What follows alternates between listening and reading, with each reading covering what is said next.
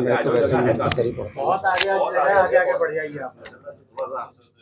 ہاں میں تو ویسے مختصر ہی پڑھتا ہوں بہرحال.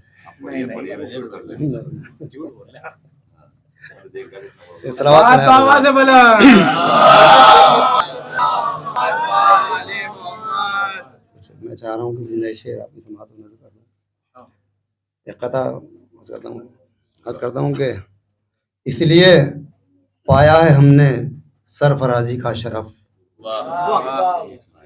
اس لیے پایا ہے ہم نے سرفرازی کا پرچمیں اب اٹھاتے وفاداری کے، اس لیے پایا ہے ہم نے سرفرازی کا شرف، پرچمیں عباس اٹھاتے ہیں وفاداری کے ساتھ، جان دینے کے لیے تیار رہتے ہیں سدا.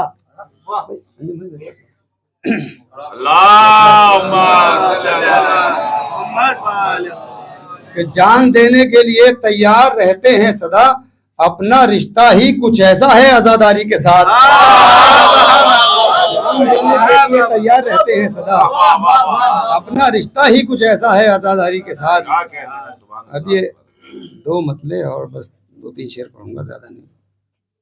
عرض کرتا ہوں کہ ہر ادھر آیا ندامت کا پسینہ لے کر، ہر ادھر آیا ندامت کا پسینہ لے کر، اس طرف شے اٹھے جنت کا نوشتہ لے کر. ہر ادھر آیا ندامت کا پسینہ لے کر، اس طرف شے اٹھے جنت کا نوشتہ لے کر، آنکھوں میں اشک غم شاہ کا دریا لے کر، آنکھوں میں اشک غم شاہ کا دریا لے کر، جائیں گے ہم لب کوثر یہ خزانہ لے کر، جائیں گے ہم لب کوثر یہ خزانہ لے کر.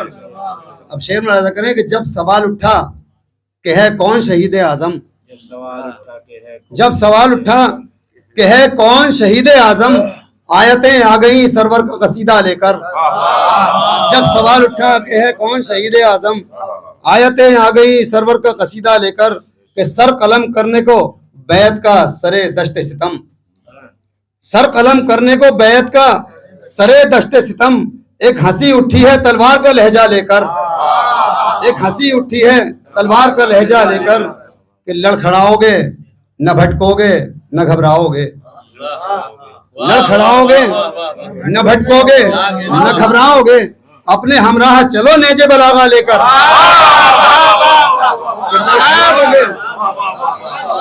لڑکھڑاؤ گے نہ بھٹکو گے نہ گھبراؤ گے، لڑکھڑاؤ گے نہ بھٹکو گے نہ گھبراؤ گے، اپنے ہمراہ چلو نہج بلاغہ لے کر.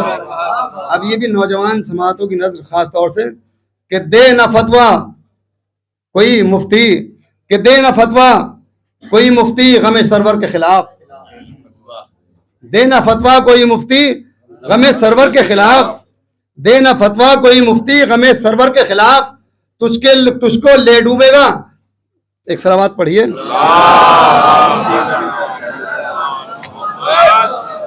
کہ دے نہ فتویٰ غم سرور کے خلاف ہے مفتی، دے نہ فتویٰ غم سرور کے خلاف ہے مفتی، ڈوب جائے گا تجھے تیرا ہی فتویٰ لے کر، ڈوب جائے گا تجھے تیرا ہی فتویٰ لے کر، ڈوب جائے گا تجھے تیرا ہی فتویٰ لے کر. کہ کیوں ملا ایک یہ بس شعر ہو گیا تھا وہ میں نے کہہ دیا. بہرحال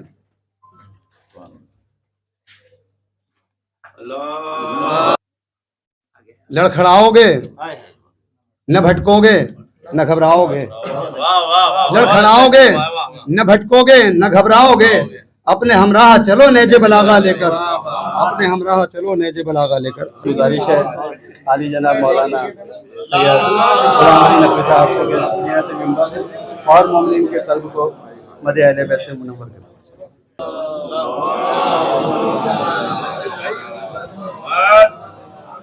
برائے ظہور امام زمانہ بلند تر سلوات.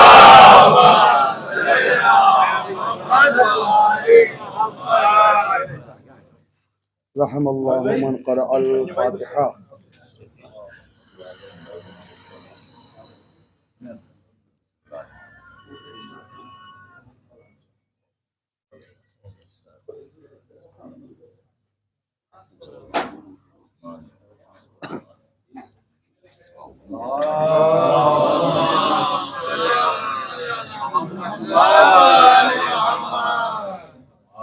لا حول ولا قوة إلا بالله العلي العظيم.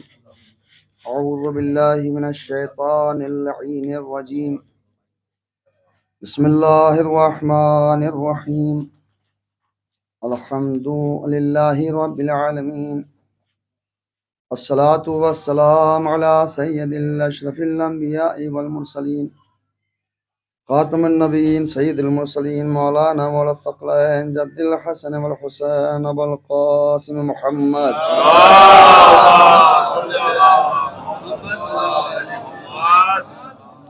وعلى أهل بيته الطيبين الطاهرين المعصومين المظلومين أما بعد فقد قال الله تعالى في كتاب المجيد والقرآن الحميد وأصدق الصادقين وقوله الحق بسم الله الرحمن الرحيم لا تلبسوا الحق بالباطل وتكتموا الحق وأنتم تعلمون صلوات بجي محمد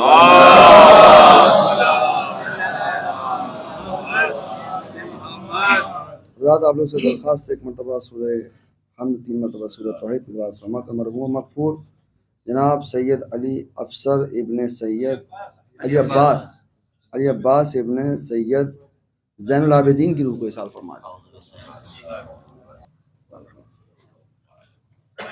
اللهم صل على محمد وآل محمد.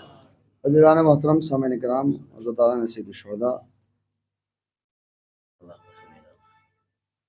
پروردگار عالم کا لاکھ لاکھ شکر کہ اللہ نے پھر ہم کو موقع عطا فرمایا کہ ہم ایسی پاک بزم میں اکٹھے ہو کر وہ ذکر کر سکیں کہ جن کو اللہ نے صاحب تطہیر بنایا، اور وہ لوگ خوش قسمت ہیں کہ جن کو ایسی جگہیں مل جاتی ہیں کہ جہاں پر ایسے ذکر ہوتے ہیں کہ جن سے روح کو بھی تسکین ہوتی ہے اور علم میں بھی اضافہ ہوتا ہے. ایسی بزمیں، ایسی نشستیں، ایسی مجلسیں قسمت والوں کو ملتی ہیں. ہر ایک انسان اس قابل نہیں ہوتا کہ وہ فرش اعلیٰ پر آ سکے. جو آ رہا ہے وہ صاحب قسمت ہے، اس کی تقدیر معراج پر ہے، اس لیے کیونکہ مجلس میں کوئی آتا نہیں ہے بلکہ اس کو بلایا جاتا ہے. اور بلانے والا وہ نہیں ہوتا جو گھر میں مجلس کر رہا ہے، بلا وہ رہے ہیں جن کا ذکر ہو رہا ہے. بلاتا وہ ہے کہ جس کا ذکر ہو رہا ہے. اس لیے کیونکہ ہماری اور آپ کی آواز میں وہ اثر نہیں ہے کہ ہم کسی کو بلا سکیں، بلکہ یہ ذکر ایسا ہے کہ جو انسان کو خود بخود کھینچ کر لاتا ہے. اور یہ انسان کی توفیق کی بات ہے.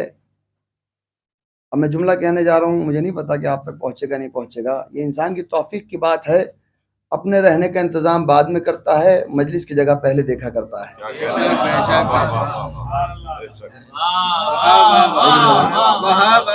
پہلی مجلس ہے سال یہاں پر، لہذا انسان یہ خیال رکھے. میں جملہ کہہ رہا ہوں کہ انسان اپنے رہنے کی جگہ بعد میں دیکھتا ہے، پہلے دیکھتا ہے مجلس ہو سکتی ہے یا نہیں ہو سکتی ہے.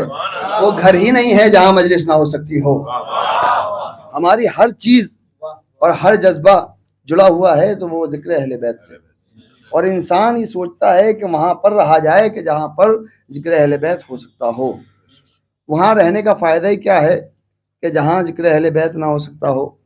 آج کے زمانے میں ان جگہوں، ان بلاکس اور ان سیکٹرز اور ان سوسائٹیز کی ویلیو پڑ جاتی ہے جہاں کوئی سیلیبریٹی رہتا ہو، کوئی نامی گرامی انسان رہتا ہو، وہاں کے فلیٹ پڑ جایا کرتے ہیں. یہ دنیا کا رواج ہے کہ جہاں پر کوئی مشہور آدمی ہو اس جگہ کی عزت و اکرام بڑھ جایا کرتی ہے. مگر ہم نے کبھی نہیں سنا کہ وہاں پر جبریل نے آ کر سجدہ کیا ہو، وہاں میکائیل نے آ کر سجدہ کیا ہو، وہاں آسمان کے فرشتے آتے ہو. لیکن ہاں یہ ضرور سنا گیا کہ جہاں امام بارگاہ بن گیا وہاں جبریل بھی آ گئے، میکائیل بھی آ گئے. ایک صلوات دیجیے محمد و آل محمد.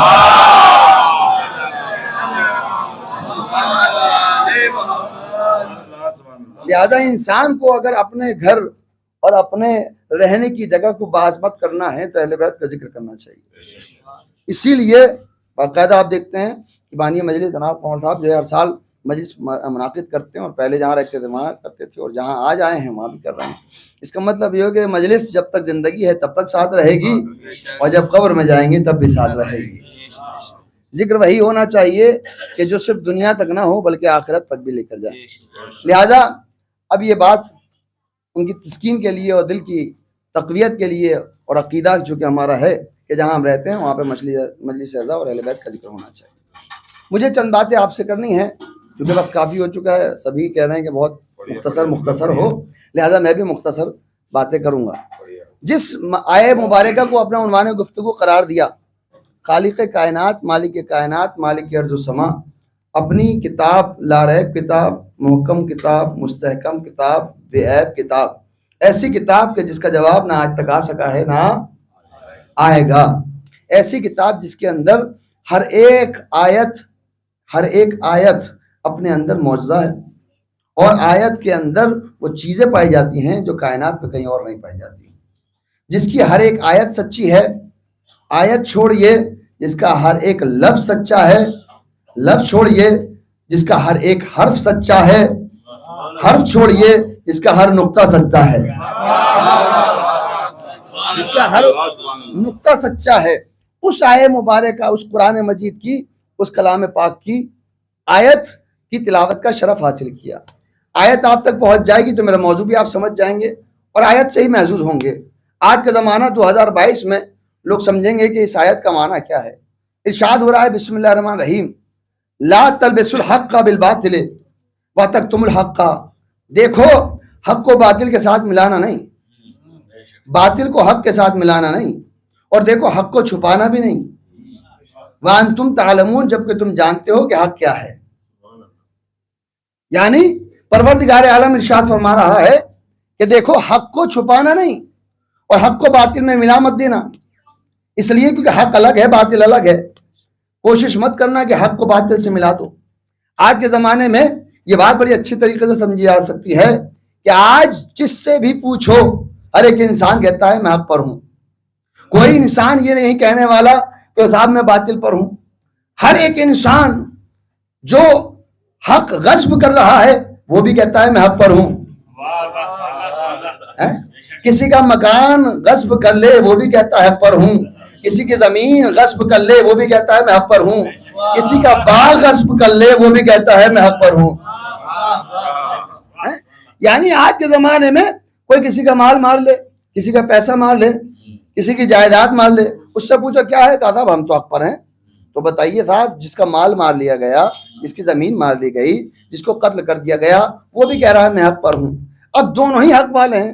عجیب بات تو یہ دیکھی گئی کہ جب ہم کسی کورٹ میں جاتے ہیں، ہم نے دیکھا کہ منصف، انصاف کرنے والا جو عدالت کے لیے بیٹھا ہوا ہے، جج بیٹھا ہے، اس کے سامنے مقدمہ چل رہا ہے، دو وکیل ہیں، دونوں سے پوچھا گیا بھائی حق پر کون ہے؟ دونوں نے ہاتھ رکھ کر کہا ہم حق پر ہیں. بھائی حق پر ہیں اسی لیے تو لڑ رہے ہیں نا. تو اس کا مطلب یہ ہوا کہ آج ہر ایک انسان کہہ رہا ہے کہ میں حق پر ہوں. جو قتل کر رہا ہے وہ بھی کہہ رہا ہے حق پر ہوں، جو قتل ہو رہا ہے وہ بھی کہہ رہا ہے حق پر ہوں، جو کسی پر ظلم کر رہا ہے وہ بھی کہہ رہا ہے حق پر ہوں، جو ظلم سہ رہا ہے وہ بھی کہہ رہا ہے حق پر ہوں، جو کسی کا مال غصب کر رہا ہے وہ بھی کہہ رہا ہے حق پر ہوں، جو کسی کا مال، جس کا مال غصب ہو رہا ہے وہ بھی کہہ رہا ہے حق پر ہوں. عجیب بات تو یہ ہے کربلا والے کہہ رہے ہیں کہ میں حق پر ہوں، اور جس نے ظلم کیا اس کے چاہنے والے خواب میں دیکھ کر کہہ رہے ہیں کہ وہ حق پر ہے.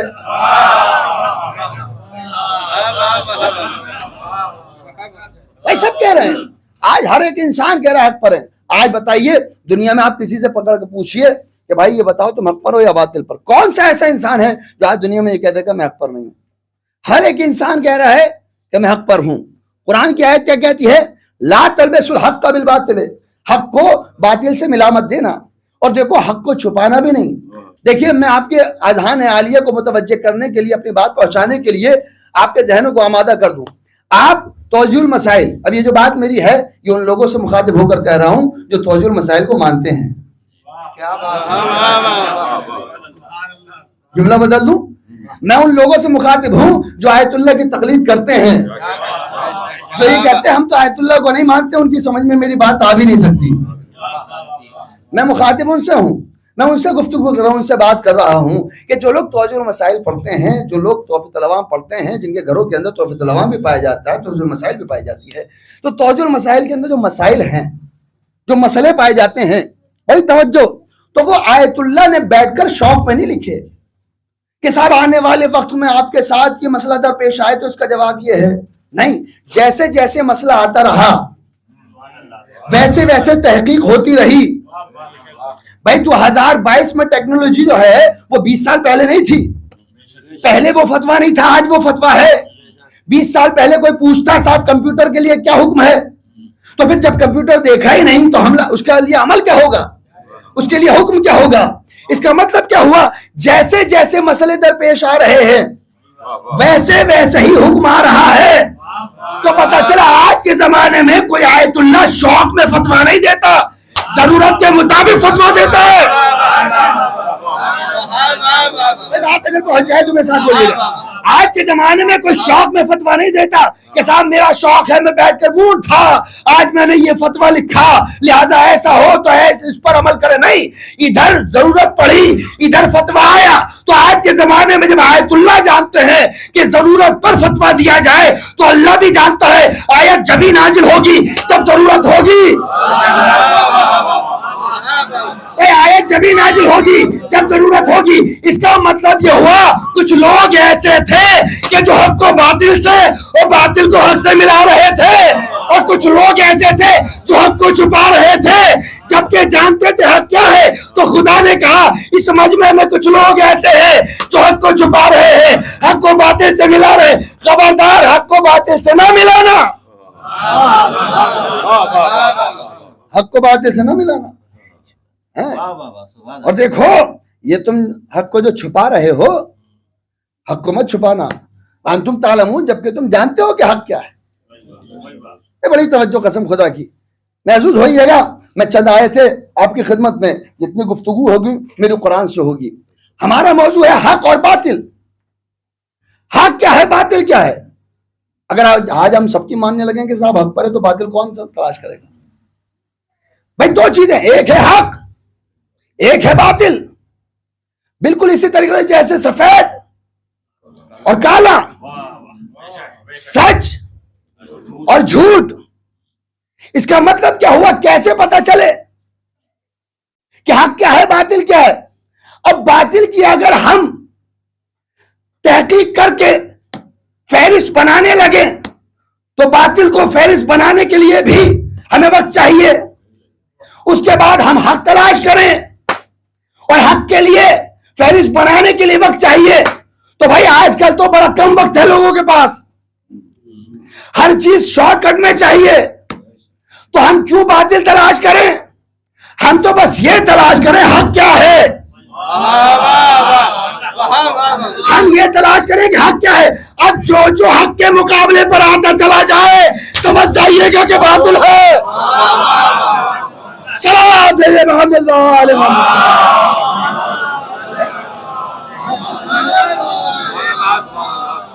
حق کیا ہے باطل کیا ہے. ہم کہاں لسٹ بناتے رہیں گے کہ صاحب باطل کی ہے اور باطل کا یہ نام ہے, بس ہم تو حق کو پہچانواتے رہیں. جو حق کے مقابلے پر آ جائے وہ سمجھ جائیے باطل ہے. ہم نے قرآن سے پوچھا اے قرآن تو بتا حق کیا ہے, کہا آدم حق ہے, آدم کے مقابلے پر آنے والا باطل ہے. ہم نے قرآن سے پوچھا ابراہیم کیا ہے, کہا ابراہیم حق ہے, کہا ابراہیم کے مقابلے پر آنے والا باطل ہے. ہم نے قرآن سے پوچھا یوسف کیا ہے, کہا یوسف حق ہے, یوسف کے مقابلے پر آنے والا باطل ہے. ہم نے پوچھا کہ یہ بتاؤ عیسیٰ کیا ہے, کہا عیسیٰ حق ہے, عیسیٰ کے مقابلے پر آنے والا باطل ہے. اب یہ تمام سید, یہ تمام کے تمام انبیاء ہیں, مگر کوئی سردار نہیں ہے. اب میں نے پوچھا سردار کون ہے, کہا محمد. میں نے کہا محمد کیا ہے, کہا محمد حق ہے. اب جو محمد کے مقابلے پر آئے, بھائی جو محمد کے مقابلے پر ہے وہ ہے باطل. میں نے کہا محمد اگر حق ہے تو محمد آپ بھی فرمائیے, اپنا تعارف کروائیے. تو ایک آواز آئی حسین منی, مولانا حسین. میرے مقابلے پر آنے والا بھی باطل, حسین کے مقابلے پر محمد.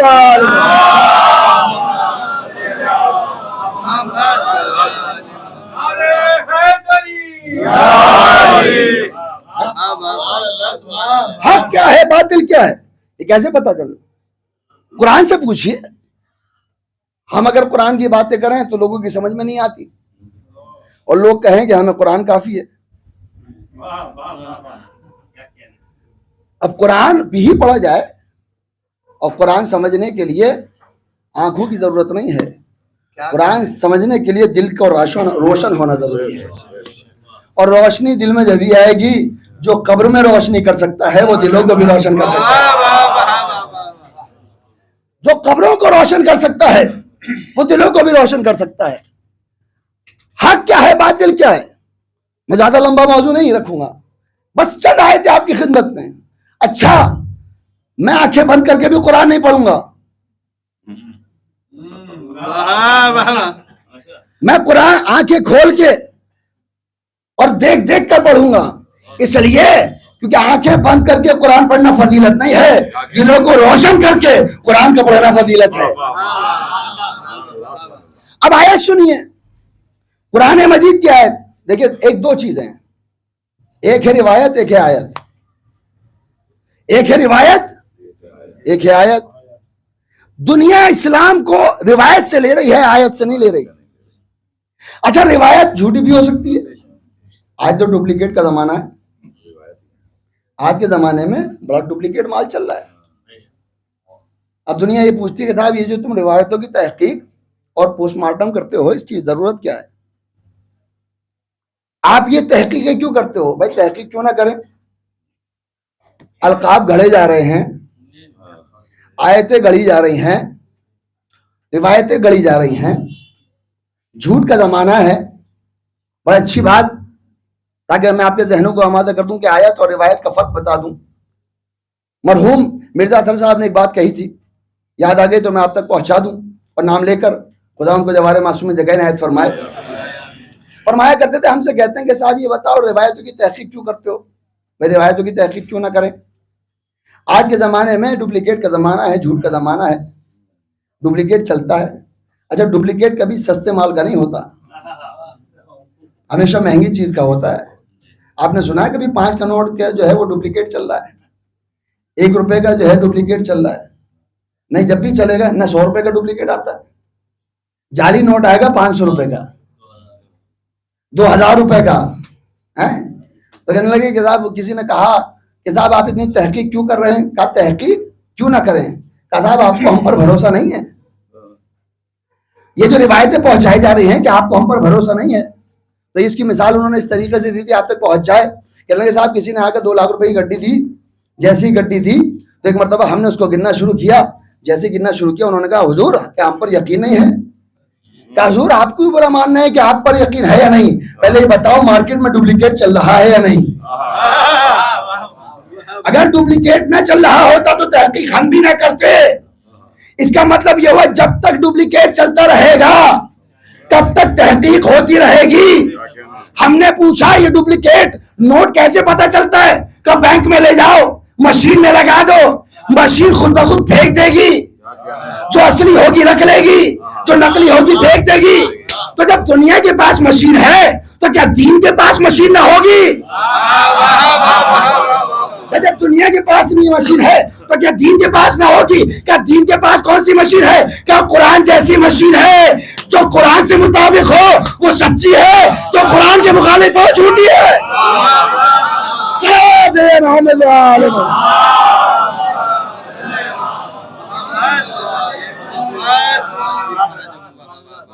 ڈپلیکیٹ بھی ہے۔ آج روایت اور آیت میں بڑا فرق ہے۔ روایت، جو لوگ روایتوں کے پیچھے چل رہے ہیں، جو لوگ سمجھتے ہیں کہ صاحب روایت روایت سب کچھ روایت، آج روایتیں گڑھی جا رہی ہیں۔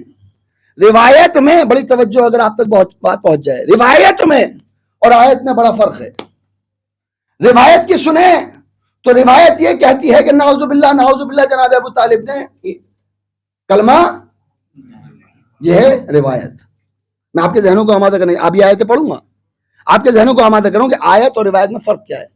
ہم روایت کے پیچھے آنکھیں بند کر کے نہیں چلتے جب تک کہ وہ قرآن سے مطابق نہ ہو۔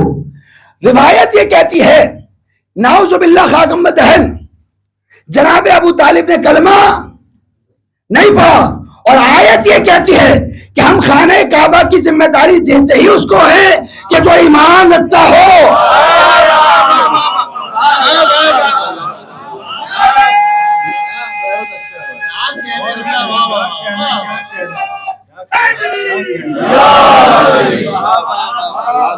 روایت یہ کہتی ہے کہ نعوذ باللہ نعوذ باللہ، جناب ابو طالب نے کلمہ نہیں پڑھا.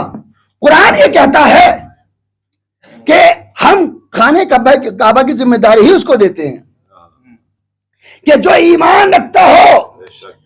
روایت یہ کہتی ہے کہ جناب مریم اور جناب فاطمہ زہرا برابر ہیں.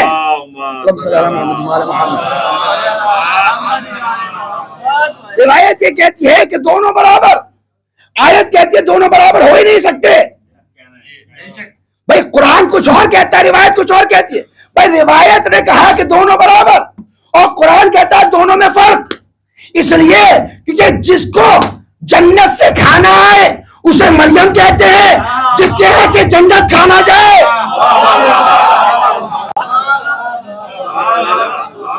اسے فاطمہ دے رہا. یہ قرآن کی آیت ہے. روایت کہتی ہے کہ دونوں برابر اور قرآن کہتا ہے بسم اللہ الرحمن الرحیم ان اللہ اصطفاک وطہرک واصطفاک علی نساء العالمین. ہم نے تم کو مطہر بنایا اور چن لیا عورتوں میں سے. جس کی طہارت کی ایک بار گواہی قرآن دے اسے مریم کہتے ہیں. انما یرید اللہ لیذھب عنکم الرجس اہل البیت ویطہرکم تطہیرا. جس کی 2 بار گواہی ہے اسے فاطمہ زہرا کا.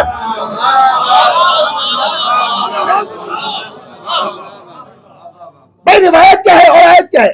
روایت یہ کہتی ہے، بھائی توجہ کے ساتھ، روایت یہ کہتی ہے کہ کربلا میں ایک صحابی کے بیٹے نے ایک صحابی کے بیٹے سے بیعت مانگی. یہ روایت ہے. ایک صحابی کے بیٹے نے ایک صحابی کے بیٹے سے، حضور کے پاس بیٹھنے والے جو ہوا کرتے تھے سب کو صحابی گنا کرتے تھے. ایک صحابی کے بیٹے نے ایک صحابی کے بیٹے سے بیعت مانگی. یہ کہتی ہے روایت، کیا کہتی ہے؟ ایک صحابی کے بیٹے نے ایک صحابی کے بیٹے سے بیعت مانگی. کیا برا کیا؟ یہ کہتی ہے روایت، یعنی امام حسین علیہ السلام کو محمد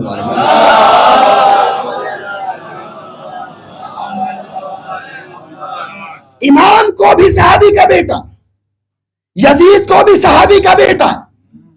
یہ کہتی ہے روایت، مگر قرآن کہتا ہے کہ حسین صحابی کے بیٹے نہیں تھے، مباہلہ میں فیصلہ ہو چکا تھا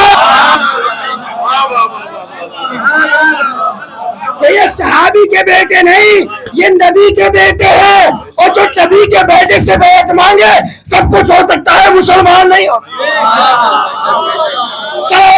محمد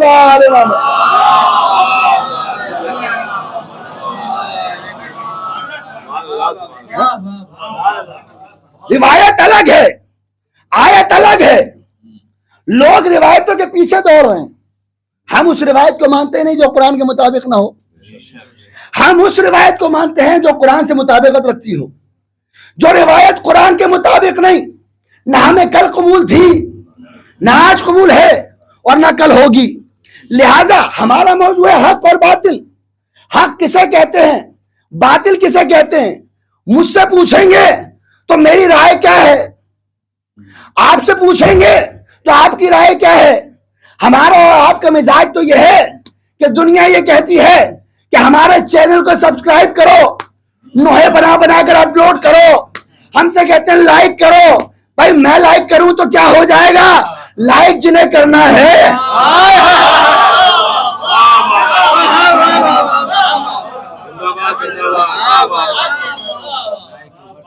جنہیں لائک کرنا ہے وہ لائک کرے تو سمجھ میں آئے. میں تو کچھ بھی لائک کرتا ہوں. میری پسند الگ ہے، آپ کی پسند الگ ہے، ان کی پسند الگ ہے. جس دن ہماری پسند ان سے مل جائے گی، جس دن ہماری پسند ان سے مل جائے گی اور دونوں کی پسند ایک ہو جائے گی تو کوئی حر بنے گا، کوئی کمبر بنے گا، کوئی ویسن بنے گا، کوئی خامنائی بنے گا، کوئی خمینی بنے گا. محمد محمد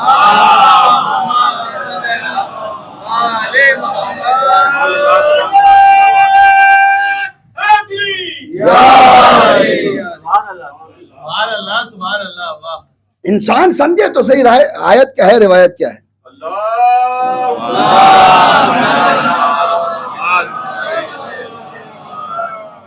موضوع کیا ہے؟ حق اور باطل. حق کیا ہے، باطل کیا ہے؟ بڑی توجہ، قرآن کی آیتیں ہیں، محظوظ ہوئیے گا. ارشاد رب العزت ہوا بسم اللہ الرحمن الرحیم فذالکم اللہ ربکم الحق فماذا بعد الحق الا الضلال. حق کچھ اور نہیں ہے سوائے خدا کے. جس نے خدا کو چھوڑ دیا اس کے لیے گمراہی ہے. یہ آیت کا ترجمہ ہے. اللہ کو چھوڑنے کے بعد ہے کیا؟ سوائے گمراہی کے کچھ اور نہیں. صرف اللہ ہے جو حق ہے، اللہ کے علاوہ کوئی حق نہیں ہے. تو آئیے ذرا ہاتھ جوڑ کر اللہ کی بارگاہ میں ہاتھ جوڑ کر کے پروردگار تو اگر حق تو ہے تو تیرے پیچھے چلا جائے. بھئی اللہ آگے آگے ہو، ہم پیچھے پیچھے چلیں تو کون سی جماعت میں ملے گا خدا؟ کون سی مسجد میں ملے گا کھڑا ہوا خدا؟ کس منبر پر ملے گا خدا؟ تو اللہ کو اگر تلاش کریں، اللہ کی اطاعت کر کے، اللہ تو حق ہے نا، تو پروردگار ہم تیری اطاعت کیسے کریں؟ ہم تیری پیروی کیسے کریں؟ آواز آئی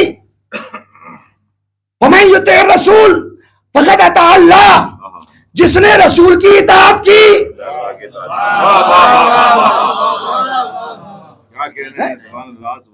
جس نے اللہ کی اطاعت کی، جس نے رسول کی اطاعت کی، مَن يُطِعِ الرَّسُولَ فَقَدْ أَطَاعَ اللَّهَ.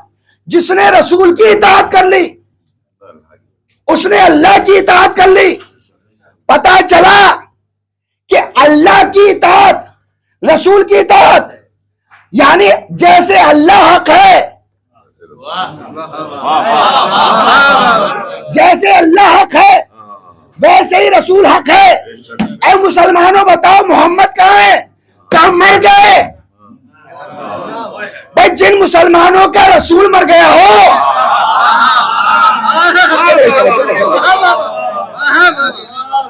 جن مسلمانوں کا رسول مر گیا ہو، اس کا مطلب یہ ہے کہ مسلمانوں کا حق مر گیا. تو جب حق مر گیا تو باطل کی تعریفیں کیوں نہ کریں؟ صلی محمد آل محمد.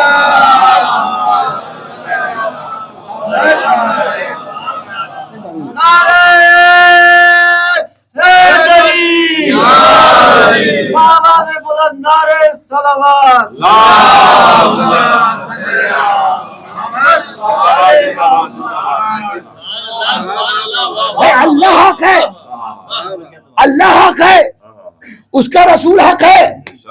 اب اگر مسلمان یہ کہے کہ رسول مر گئے تو حق مر گیا. نہ رسول کل مرے تھے نہ آج مرے ہیں. بلکہ ایک جملہ سنتے جائیے، شاید آپ نے سنا ہو اور مجھ سے ہی سنا ہو. آج ہم مدینے میں گئے، ہم نے سلام کیا، کہنے لگے سلام مت کرو. کیوں؟ کہ مرے ہوئے سے کیا سلام دعا کرنا؟ بھائی جو مر گیا سلام کیا کرنا؟ پتہ چلا زندہ تھی تو سلام دعا ہوتی ہے. اللہ نے کہا اچھا ہم سے چالاکی. اے مسلمانوں تب نہ صحیح، نماز قبول ہی جب ہوگی جب تک نبی پر سلام نہ پڑھ دو.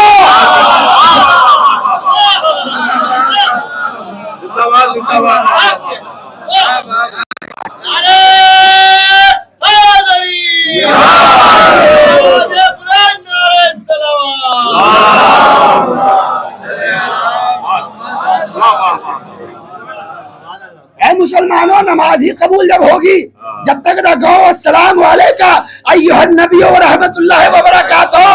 اب تم ہی بتاؤ کہ رسول مردہ ہے؟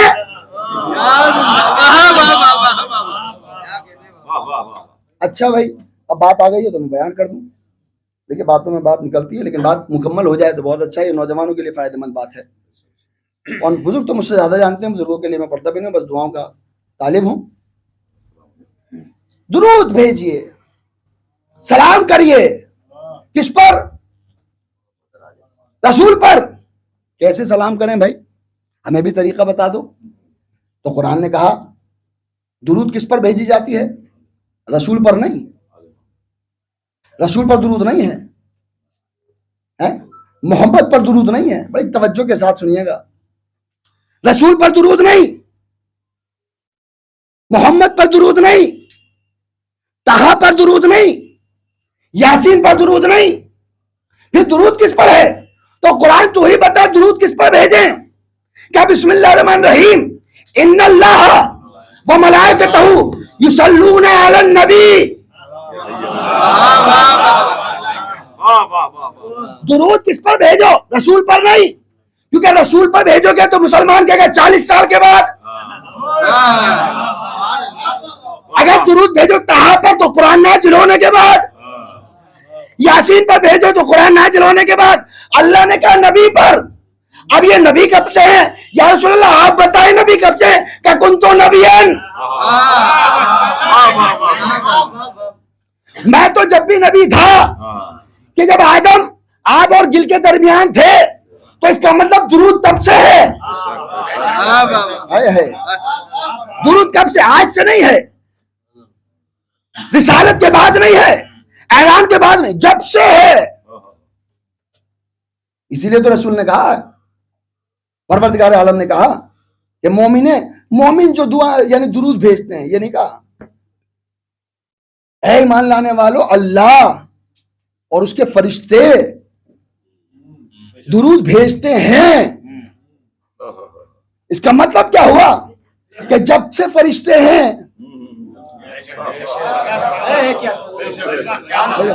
لیکن تحقیق کی باتیں سوچنے کی اور سننے کی بھی تھوڑی عادت ڈالیں. جب سے فرشتے ہیں تب سے درود ہے. اب میں فرشتوں کو تو کہہ سکتا ہوں کہ صاحب بعد میں بنے, مگر یہ خدا کب سے ہے؟ بھئی آپ بتائیں خدا کب سے ہے؟ اس لیے کیونکہ اللہ نے یہ نہیں کہا کہ فرشتے درود بھیجتے, نہیں, اللہ اور اس کے ملائکہ. تو جب سے خدا ہے تب سے درود ہے. اچھا کیسے ہے یہ بھی تو بتائیے. تو ہم نے درود کے لیے مسلمانوں سے پوچھا, مسلمانوں یہ بتاؤ کہ رسول پر درود کیسے بھیجیں؟ بڑا آسان سی بات ہے, کما صلیت علی ابراہیم وآل ابراہیم, درود ایسے بھیجو جیسے ابراہیم اور آل ابراہیم پر بھیجی جاتی ہے. جیسے ابراہیم اور آل ابراہیم پر بھیجی جاتی ہے. پتہ چلا درود بھیجنے کا طریقہ یہ ہے, جیسے ابراہیم پر بھیجی گئی اور آل ابراہیم پر بھیجی گئی تو ویسے ہی محمد پر بھی بھیجی جائے گی, اور آل محمد پر بھی بھیجی جائے گی. تو اگر یہ بات صحیح ہے کہ ابراہیم اور آل ابراہیم پر درود بھیجی جاتی ہے تو مسلمانوں تم ہی فیصلہ کرو. تم کہتے ہو ابو طالب نے کلمہ نہیں پڑھا, اور ابو طالب محمد کے نکاح کے خطبے میں کہتے خدا کا شکر ہے اس نے ہمیں آل ابراہیم میں بنایا. صلوات محمد آل محمد.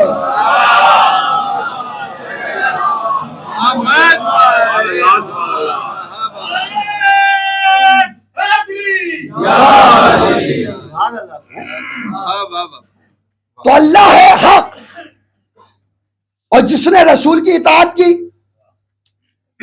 اس نے حق کی اطاعت کی. جس نے رسول کی اطاعت کی اس نے اللہ کی اطاعت کی. جس نے اللہ کو حق مانا اس نے رسول کو حق مانا.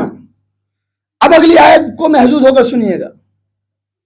پھر ارشاد ہوا, قرآن مجید میں ارشاد ہو رہا, بسم اللہ الرحمن الرحیم, والذین آمنوا وعملوا الصالحات وآمنوا بما نزل علی محمد وهو الحق.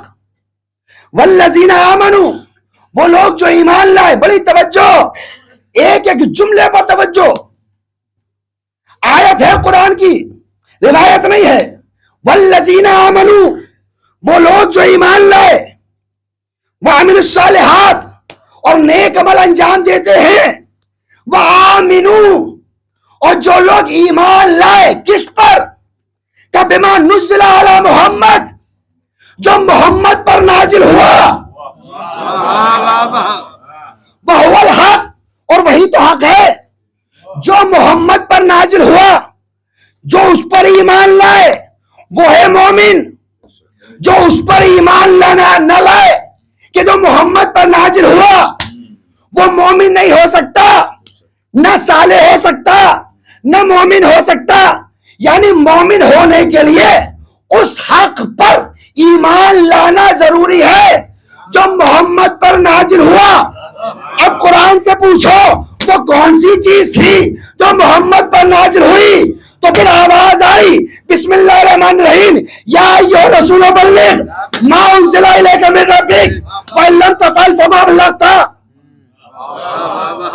رسالتہ واللہ یعصمک من الناس. اے میرے حبیب اس پیغام کو پہنچاؤ جو تم پر نازل ہو گیا.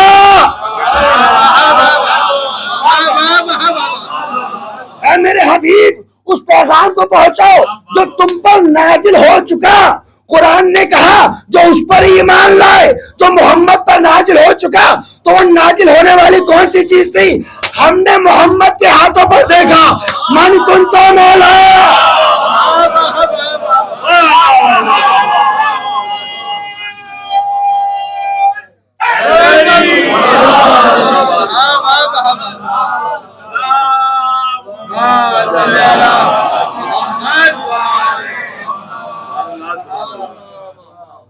یا ایھا الرسول بلغ ما انزل الیک من ربک. اے رسول وہ پہنچاؤ جو ہم نے تم پر نازل کر دیا. اور قرآن کہتا ہے آمنو ما نزل علی محمد وہو الحق. بھائی وہی تو حق ہے جو محمد پر نازل ہوا. پتہ چلا مومن وہی ہے جو غدیر کو مانے. اب پڑھتے رہو کلمہ. تم کل بھی بے ایمان تھے آج بھی بے ایمان ہو. صلوات محمد علیہ محمد.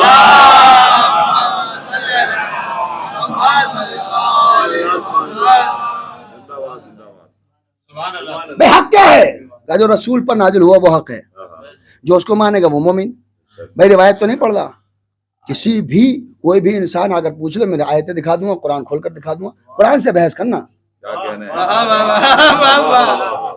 بھائی قرآن سے بحث کرو. آیت نہ ہو تو میں مجرم, اور اگر آیت ہو تو یہ حق ہے. قرآن سے بڑا کوئی حق نہیں ہو سکتا. جس نے قرآن کو جھٹلایا وہ تو جہاں گیا وہاں سے بھی واپس آ گیا. وہ نہ یہاں کا رہا نہ وہاں کا رہا. چند آیتوں کا انکار کرنے والا, چند آیتوں کا انکار کرنے والا, جملہ بدل دوں, ارے جس نے قرآن صامت کا انکار کیا اس کا یہ حال ہے تو جنہوں نے قرآن ناطق کا انکار کیا میں انہیں تو خدا ہی سمجھے گا. تو لہٰذا قرآن سے گفتگو کی جائے. دیکھیے میں سٹیپ بائی سٹیپ لے کر آیا ہوں. اللہ حق ہے, اللہ دکھائی نہیں دیتا. جس نے رسول کی اطاعت کی اس نے اللہ کی اطاعت کی. یعنی رسول حق ہے, جیسے اللہ حق ویسے رسول حق. اب حق کیا ہے؟ اللہ نے خود فرمایا جو ہم نے محمد پر نازل کیا وہ حق ہے. اگر تم نے اسے مانا تو وہ ایمان, اگر تم نے اسے نہیں مانا تو مومن نہیں ہو سکتے. بات اگر یہیں ختم ہو جاتی تو حضور مزہ نہیں آتا. اللہ بھی یہ ہے کہ گھر تک پہنچا کے آتا ہے. کہاں تک جھٹلاؤ گے؟ یہ تو قرآن ہے. قرآن جتنا فضائلوں کو چھپانا چاہو گے اتنا ہی قرآن بیان کرتا چلا جائے گا. قسم خدا کی بڑی خوبصورت آیت. دنیا ہم سے پوچھتی ہے کہ صاحب یہ جو تبلیغ کر رہے ہو, یہ جو مجلسیں کر رہے ہو, یہ جو ماتم کر رہے ہو, سب پر اثر کیوں نہیں ہو رہا؟ سب پر نہیں ہو رہا اور ہونے کا بھی نہیں. بھائی ہم ہیں کربلا کے اندر. امام سے پوچھا گیا تھا مولا آپ بات کر رہے ہیں ان پر جو ہے اثر کیوں نہیں ہو رہا؟ تو امام نے کہا ہو بھی نہیں سکتا کیونکہ ان کے شکم میں لقمہ ان پر اثر نہیں ہو سکتا. اب یہ بات میرے جملے میں سن لیا آپ نے اور امام کا خطبہ, لیکن آیت بھی تو کچھ کہے بھائی, خدا بھی تو کچھ بولے اس بارے میں.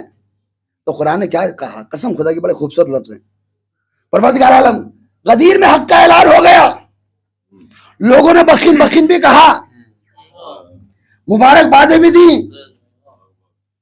اور اس کے باوجود نہ مانے. اب قرآن آگے بڑھ کر کہتا ہے, ارشاد ہوا بسم اللہ الرحمن الرحیم, کیف یہد اللہ قوما کفروا بعد ایمانہم. کیسے اللہ ہدایت کر دے ان لوگوں کو جنہوں نے ایمان کے بعد کفر کو اختیار کر لیا. میں دیکھیں میں روایت نہیں پڑھ رہا ہوں, آیتیں پڑھ رہا ہوں. اللہ کیسے ہدایت کر دے کہ جنہوں نے کفر کے اختیار کیا ایمان کے بعد. کیوں؟ وَشَهِدُوا أَنَّ الرَّسُولَ حَقٌّ، اور جس کی رسول نے بھی گواہی دی اس کو بھی انہوں نے جھٹلا دیا. وَجَاءَهُمُ الْبَيِّنَاتُ، حالانکہ یہ تو اللہ کی نشانیوں میں سے تھا. جس نے اللہ کی نشانی دیکھ کر جھٹلا دیا اس نے ایمان کے بعد کفر اختیار کیا. پتا چلا جس نے نشانی دیکھ کر بھی جھٹلا دیا نہ اس کی کل ہدایت ہوئی تھی نہ آج ہوئی ہے نہ کل ہو سکتی ہے. ہم سے پوچھتے بھائی جلوس کیوں لے جاتے ہو؟ ہم نشانیاں لے جاتے ہیں، دنیا کو دکھاتے ہیں. اب دنیا کا اختیار ہے، چاہے تو ایمان اختیار کر لے یا کفر اختیار کر لے. ساتھ محمد آل محمد.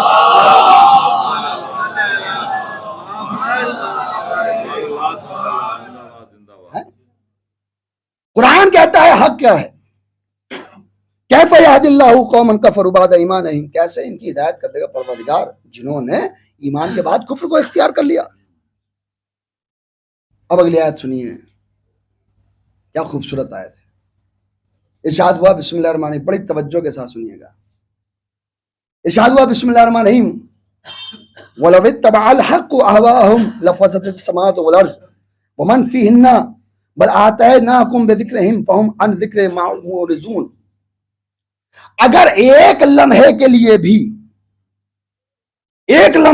بھی اگر حق باطل کی پیروی کر لیتا، ایک لمحے کے لیے بھی اگر حق باطل کی پیروی کر لیتا تو جو کچھ زمین و آسمان کے درمیان ہے اس میں فساد پیدا ہو جاتا.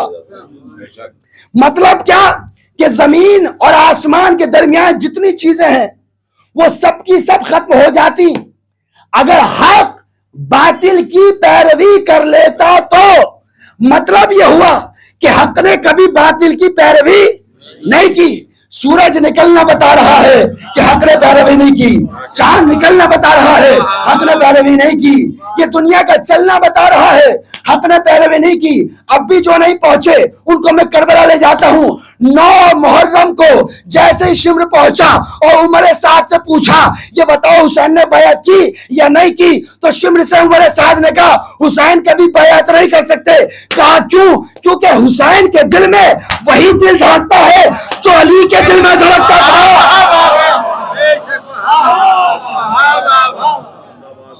حسین کے دل میں وہی دل دھڑکتا ہے جو علی کے دل میں دھڑکتا تھا. نہ کل باپ نے کسی کی بیعت کی نہ بیٹا کسی کی بیعت کرے گا. صلوات محمد آل محمد.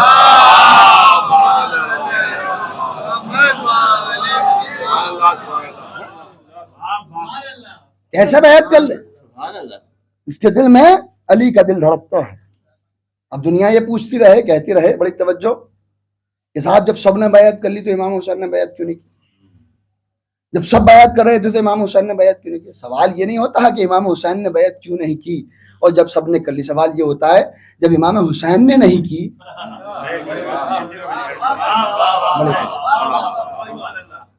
بھائی، جب امام حسین نے بیعت نہیں کی تو سب نے کیسے کر لی؟ تو بھائی حق کیا ہے؟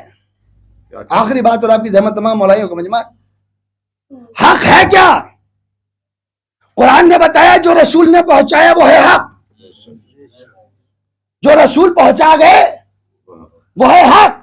جس نے حق کا دامن چھوڑا کل بھی بھٹک رہا تھا،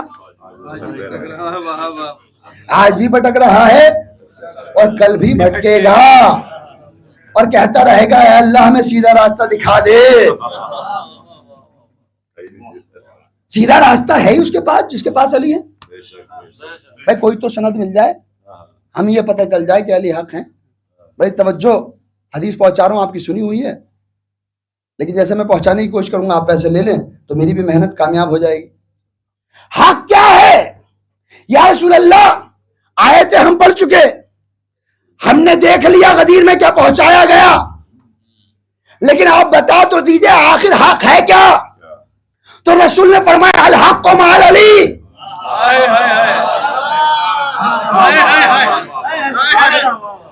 الحق مع علی والعلی مع الحق. حق علی کے ساتھ،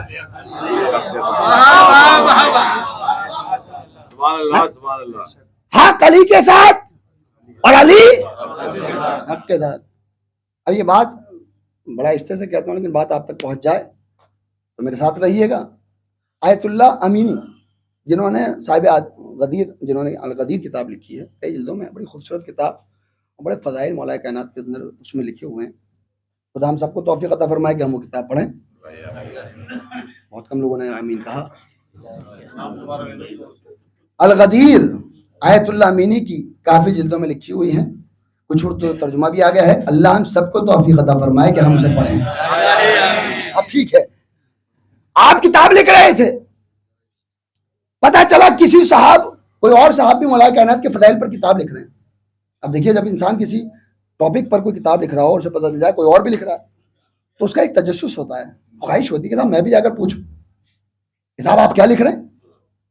آیت اللہ امینی ان کے پاس گئے، ملاقات ہوئی، سلام دعا ہوئی، بیٹھے ہوئے تھے. آیت اللہ امینی نے پوچھا کہ حضور یہ بتائیے کہ آپ کیا فضائل میں لکھ رہے ہیں. اس نے کہا کہ حضور آپ کا نام بہت سنا ہے، آپ بتائیے فضائل میں کیا لکھوں. آئے تھے ان سے پوچھنے لگے ان سے. چلیے کم سے کم یہ تو طریقہ ملا کہ جب کوئی اپنے سے زیادہ پڑھا لکھا ہو تو اس کی بات مان لینی چاہیے. جب اپنے سے زیادہ پڑھا لکھا کوئی مل جائے تو اس کی بات مان لینی چاہیے، اس کے امتحان نہیں لینے چاہیے. مولانا بتائیے حضرت عباس کے گھوڑے کا نام کیا تھا. جب کوئی بڑا مل جائے، کوئی بزرگ مل جائے، کوئی زیادہ علم رکھنے والا مل جائے تو آپ اس کے سامنے جان ہو جاتا ہے کہ آپ بتائیے حضور کیا فضائل لکھوں. کہا کہ مولا کائنات کے فضائل کے لیے یہ کتنا کم، یہ کیا کم ہے کہ رسول نے فرمایا الحق مع علی والعلی مع الحق، حق علی کے ساتھ اور علی. تب وہ دیکھیے علم تو علم ہوتا ہے، بے مطالعہ بولتا ہے نا. اس نے فوراً کہا کہ حضور یہ تو کوئی فضیلت کی بات نہیں، یہ تو رسول اسلام نے جناب عمار کے لیے بھی کہا تھا. رسول نے فرمایا الحق مع عمار والعمار مع الحق. جواب آ گیا نا فوراً. لیکن اس سے خوبصورت جواب وہ ہوگا کہ جو آیت اللہ امینی دیں گے. بھائی کون سی فضیلت کی بات ہے؟ اگر مولا کائنات کے لیے کہہ دیا گیا الحق مع علی والعلی مع الحق تو یہ بات تو جناب عمار کے لیے بھی ہے. جناب امینی مسکرائے اور مسکرانے کے بعد کہتے ہیں تم نے حدیث کو پورا بیان نہیں کیا، اس لیے کیونکہ رسول نے یہ فرمایا تھا کہ اے اللہ عمار کو وہاں وہاں موڑ دے جہاں جہاں حق جائے.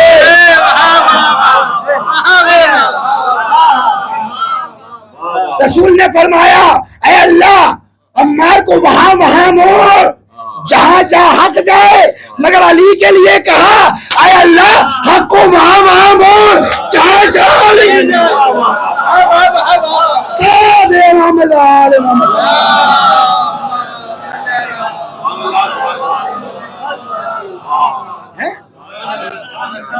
عمار کے لیے کہا کہ عمار کو وہاں موڑ کہ جہاں علی جائے، اور جہاں جہاں حق جائے، اور حق کو وہاں موڑ جہاں علی جائے. اب جملہ سنیے گا، پہنچ جائے تو میرے ساتھ بولیے گا. اس کا مطلب یہ ہے حق اسی کو کہتے ہیں جو علی کے پیچھے رہے.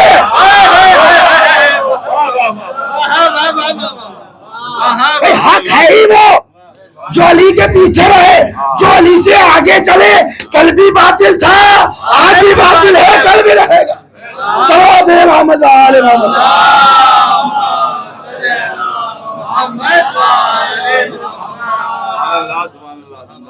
الحق مع علی والعلی مع الحق، حق علی کے ساتھ ہے.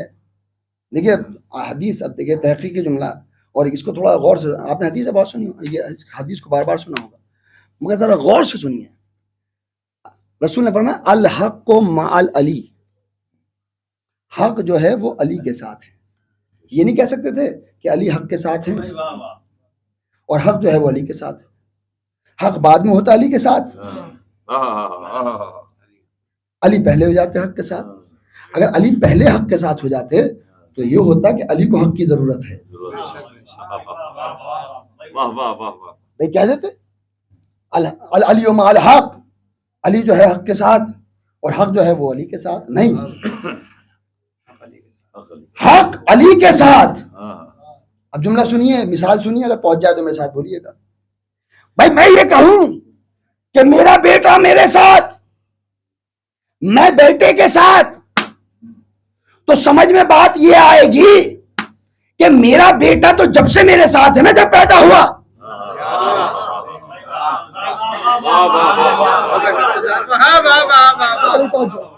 بھائی میرا بیٹا تو میرے ساتھ جب ہوگا جب پیدا ہوا, جب پیدا نہیں تھا تو میں تھا.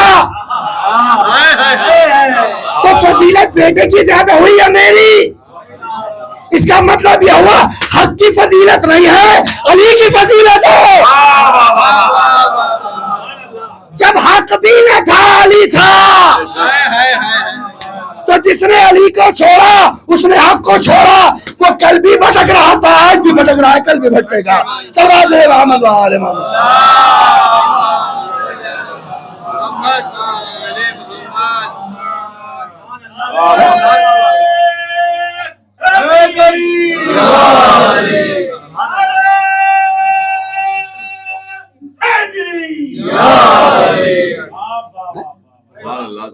الحق مع علی, الحق مع علی, حق علی کے پیچھے, علی کے ساتھ. اس کا مطلب کیا ہوا؟ امام ہے علی اور ماموم ہے حق. جہاں جہاں علی ملیں گے وہاں وہاں حق ملے گا. اب جو علی کے مقابلے پر آئے وہ باطل ہے, جو علی کے مقابلے پر آئے وہ باطل. اور علی اگر اپنی جگہ کسی کو حق کہہ جائیں جو اس کے مقابلے پر آئے, اور اگر وہ اپنے بھائی کو حق کہہ جائے تو وہ بھی حق, اور جو اس کے مقابلے پر آئے وہ بھی باطل. اب جو باطل کی پیروی کرے وہ بھی باطل. جو باطل کی پیروی, اب چوتھے امام امام زین العابدین علیہ السلام,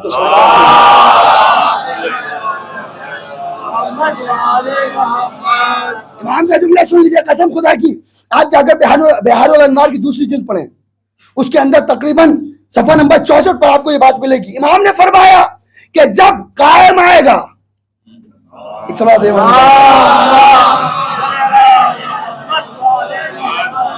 جب امام تشریف لائیں گے تو ان کی تلوار سے کٹنے والے وہ بھی ہوں گے جنہوں نے ظلم کیا, اور وہ بھی ہوں گے کہ جنہوں نے اس بات پر رضامندی دکھائی.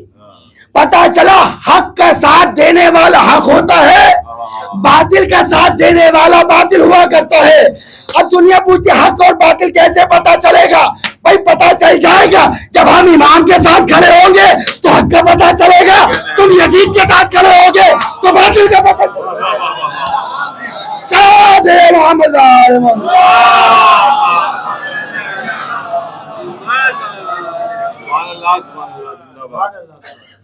حق ہے صرف اور صرف اہل بیت.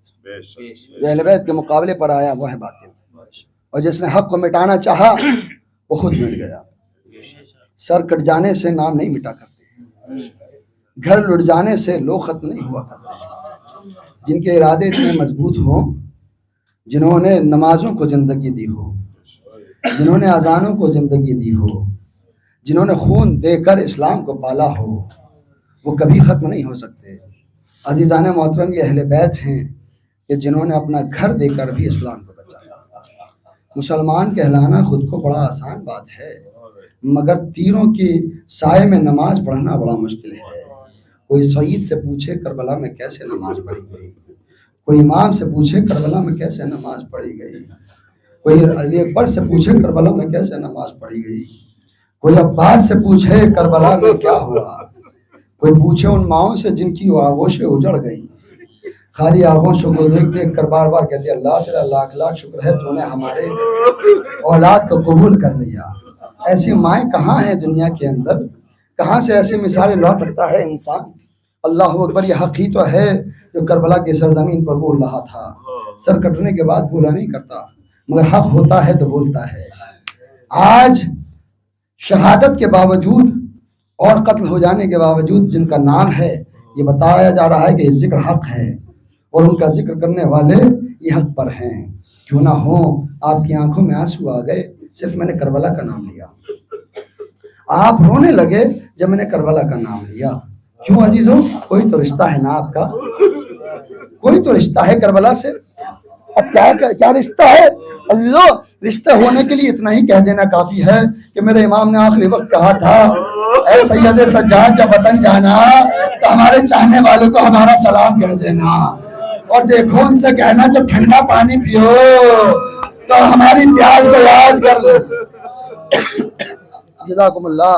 خدا آپ کو کسی غم میں نہ رلائے سوائے غم حسین.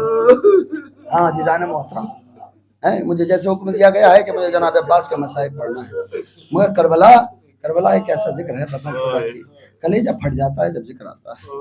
کوئی فاطمہ زہرا سے پوچھے کہ ان کا گلشن کیسے اجڑا, کوئی شہزادی سے پوچھے جس سے چکیاں پیس کر پالا تھا, اسے 3 دن کا بھوکا پیاسا کیسے قتل کر دیا گیا. عزیزو آپ رونے لگے. 1400 سال کے بعد آپ کا سننے کے بعد یہ حال ہے.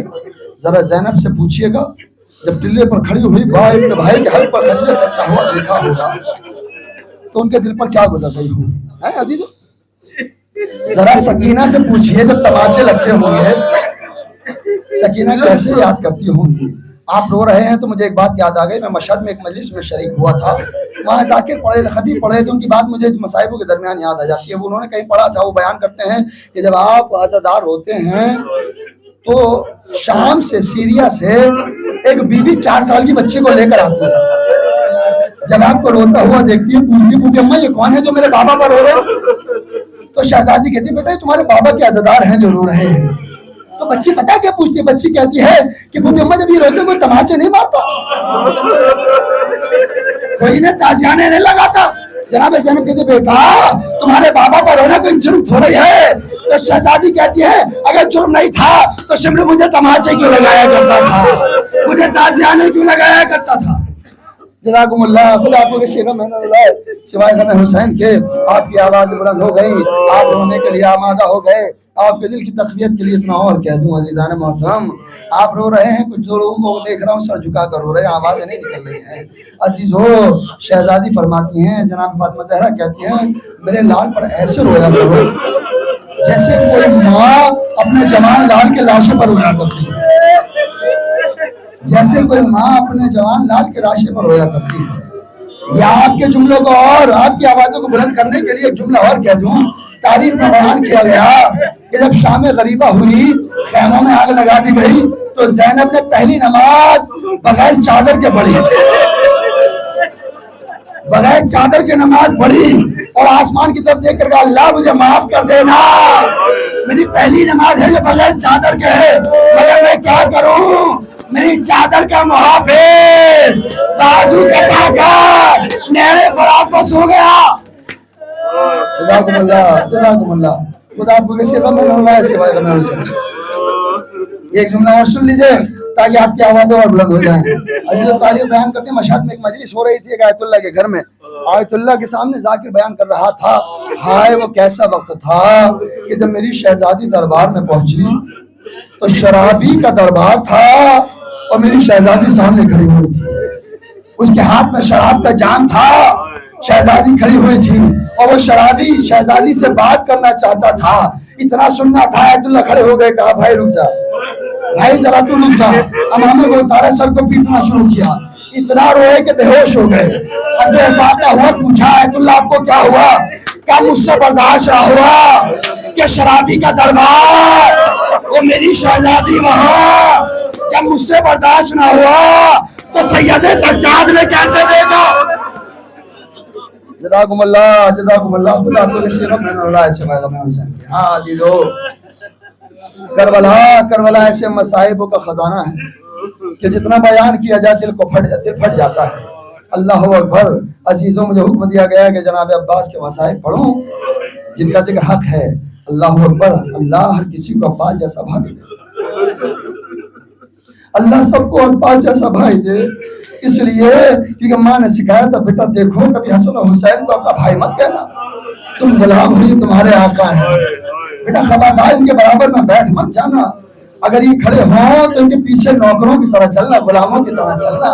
عباس کا وظیفہ یہی ہے کہ پیچھے پیچھے چلا کرتے ہیں. لیکن عزیزو سوچو ایک وقت ایسا آ جائے کہ غلام لیٹا ہوا ہو اور آقا کمر پکڑ کر پہنچے ہیں. اے عباس ارے تیرے مرنے میں کمر توڑ دی میرے بھائی. عباس تیرے مرنے نے میری کمر توڑ دی. اللہ اکبر. مقتل میں حسین پہنچے. تاریخ نے بتا آواز دی عباس کہاں ہو؟ آواز ہے آقا میں یہاں پر ہوں. ماں نے کیا سکھایا تھا؟ ماں نے کہا تھا بیٹا خبردار آقا کھڑے ہوں تو بیٹھ مت جانا، آج غلام لیٹا ہوا ہے. آقا کھڑے ہوئے ہیں. ایک مرتبہ کہا آقا مجھے معاف کر دیجیے گا. جب لیٹا ہوا انسان اٹھتا ہے تو کوہریوں کا سہارا لیتا ہے. عباس کیا کرے بازو قلم ہو گئے. ہائے حسین زمین پر بیٹھے. عباس کا سر اپنے زانوں پر رکھا. عباس نے سر کو ہٹا دیا. دوبارہ زانوں پر رکھا. دوبارہ سر ہٹایا. تیسری مرتبہ زانوں پر سر رکھا.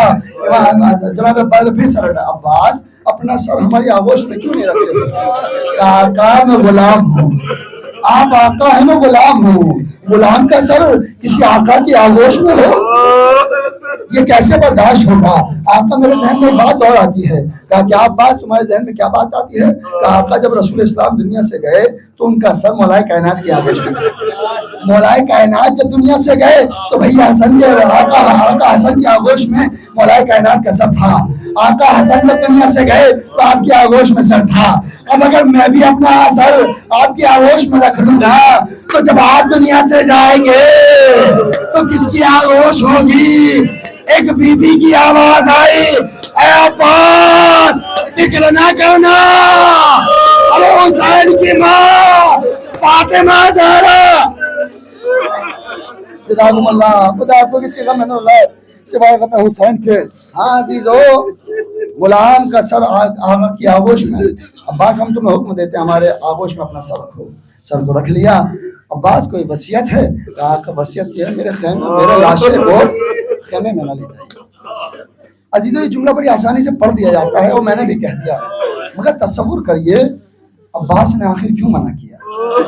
اس لیے کیونکہ جانتے تھے چہیتی بھتیجی خیمے میں انتظار کر رہی ہے. بچوں کو اکٹھا کر کے دیکھو ابھی علم آنے والا ہے.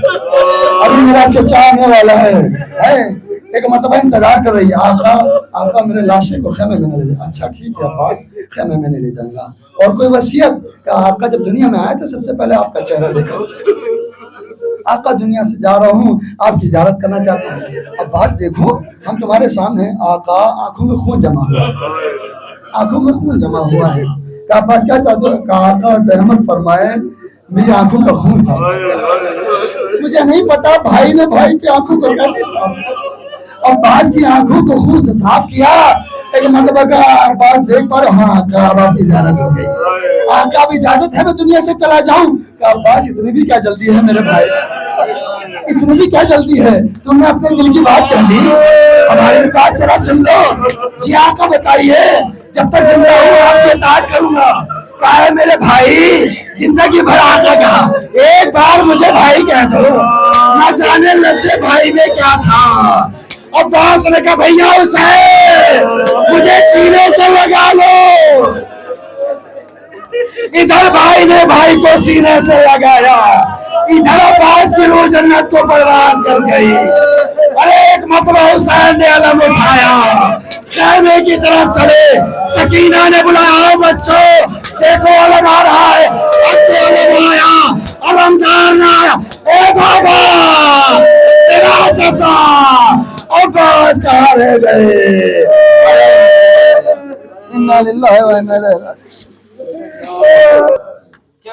روکے زینب نے کہا اے میرے شیر عباس چھن گئی میری ردا اے میرے شیر عباس. روکے زینب نے کہا اے میرے شیر عباس چھن گئی میری ردا اے میرے شیر عباس. روکے زینب نے کہا اے میرے شیر عباس چھن گئی میری ردا اے میرے شیر عباس. روکے زینب نے کہا اے میرے شیر عباس چھن گئی میری ردا اے میرے شیر عباس. جب میرے سر سے ردا